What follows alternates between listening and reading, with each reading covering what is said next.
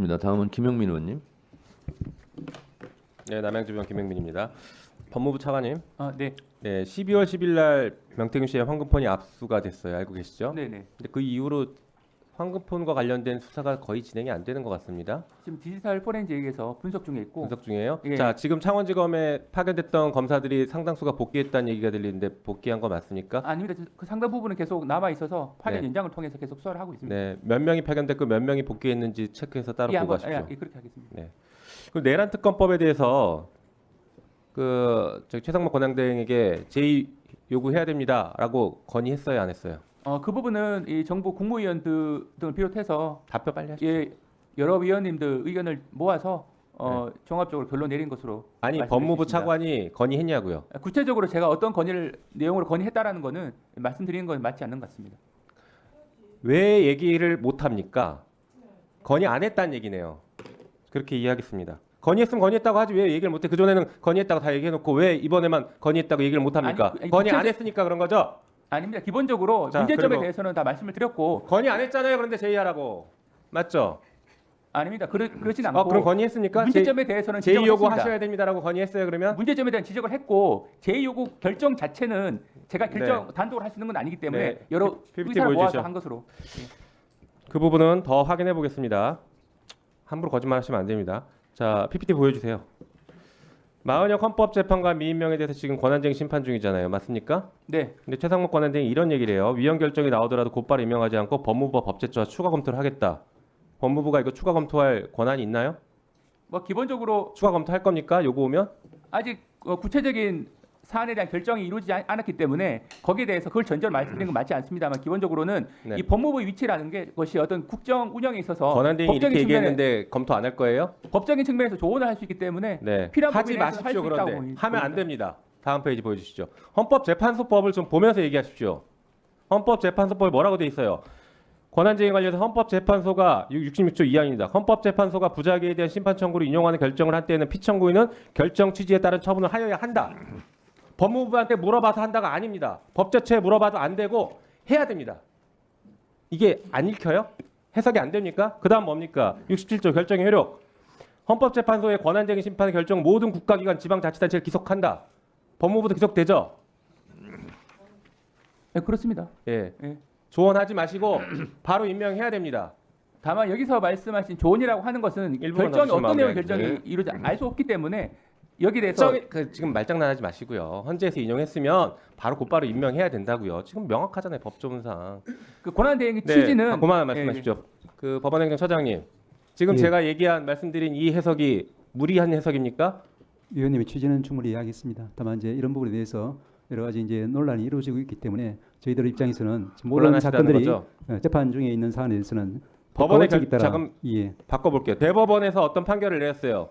그 대법원의 판결을 국가기관이 따라야 됩니까? 따르지 말아야 됩니까? 따라야 됩니다. 당연하죠. 헌법재판소가 결정하면 따라야 됩니까? 따르지 말아야 됩니까? 따르는 것이 필요하다라고 헌재 측에서 입장을 밝힌 것으로 알고 있습니다. 네.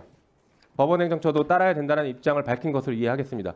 법무차관, 네. 지금 이런 거 가지고 말장난하시면서 국민들 혼란스럽게 하면 안 되고요. 이런 부분은 명확하게 정부 입장을 얘기해야 됩니다. 따라야 합니다. 이렇게 답변을 하셔야죠. 말씀해 보시죠. 따라 합니까? 헌재 결정이라든지 법원 판단에 대해서는 당연하게 존중을 해야 되죠. 다만 지금 어떤 결정이 나온지 알 수 없는 상황에서 어떤 결정이 나올 걸 전제로 해서 말씀하시니까 거기에 대해서는 단정하게 말씀 못 드린다는 겁니다. 인용 결정이 나오면 따라야 됩니까? 말아야 됩니까? 원칙적으로 말씀드리면 헌재 결정은 존중해야 됩니다. 예. 헌재 결정 내용을 분석을 해야 되고요. 그 취지가 어떤 것인지. 예. 존중해야 됩니까? 따라야 됩니까? 앞으로 법무부와 검찰은 법원에 기소하지 마십시오. 그러면 법원의 결정 안 따를 거예요. 장관 법제처장 제가 질문하니까 따라야 한다고 서면으로 제출을 했잖아요. 아니 그러니까 제가 존중한다는 게 같은 말입니다. 말을 못해요. 따라야 아니 제가 존중한다고 말씀을 드렸는데 따라야 한다는 말씀을 자꾸 사실상 그런 답을 원하시니까 사실은 같은 취지 말씀드렸던 건데 거기에 대해서 제가 말씀드렸던 겁니다. 존중한다는 말이 같은 취지죠. 아니죠. 같은 취지가 아닙니다. 존중하는 것과 따르는 건 다릅니다. 존중하지만 따르지 않겠다. 이게 무슨 차이입니까? 존중하지만 따르지 않는다. 여지껏 검찰이 보였던 태도 아닙니까? 법원의 판결을 존중하지만 따르지 않습니다. 이 얘기 항상 하잖아요. 우리는 견해가 다릅니다. 이렇게 따져왔습니다. 헌재의 결정 따라야 됩니까? 헌재 결정이 나오면 그 취지를 분석을 해서 취지에 맞게 저희가 행동할 수 있도록 조언을 하도록 하겠습니다. 네, 정리해 주시죠. 우리 김서구 장관 대행님, 네. 기속된다라는 뜻이 무슨 뜻이에요? 기속된다. 그대로 해야 된다는 의미죠. 네? 그대로 하여야 한다라는 의미죠. 기속된다는 것이. 사전에는 그냥 묶어버린다 이런 뜻이에요. 의무사항이죠. 기속된다는 것은 따라야 된다는 거잖아요. 존중한다 이런 개념하고 좀 달라요. 그러니까 법률가께서 법률적 용어로 그냥 말씀하시면 될 일을 왜 그냥 사사로이 그냥 이렇게 말씀을 하세요. 그냥 법률적 용어로 기속되게 돼 있고 기속이란 뜻은 따라야 된다는 뜻입니다. 의무사항입니다. 그렇게 말하면 논란이 안 일어나잖아요. 왜 자꾸 그러세요? 아니 서영교 의원님 또 그런 것 같지는 않고요. 근데 따라야 된다라고 속으로 생각하는데 표현을 그렇게 하심으로써 의심을 자꾸 받고 자꾸 이렇게 말에 꼬리를 물게 해요. 장관님 네. 그렇지 않습니까? 그냥 법률에 나온 대로 그냥 법률적 용어를 사용하시면 돼요. 그리고 그것을 서영교 의원님이 잘 못 알아듣시는 것 같다 그러면 아 요거는 따라야 된다는 뜻입니다. 의무입니다. 이렇게 그냥 설명해 주면 되잖아요. 서영교 의원님 예를 들어서 죄송합니다. 그냥 예를 든 거예요. 아니 그래서 그렇게 그냥 시간도 없는데 그렇게 말씀해 주시면 좋겠어요. 예. 아니 법률가인 박균택 의원이 못 알아들을 수도 있어요. 순간 혼란스러워서. 그럼 그때 딱 설명해 주면 되는 거잖아요. 기속된다 맞죠? 헌재 판결은. 아니 그렇습니다. 네.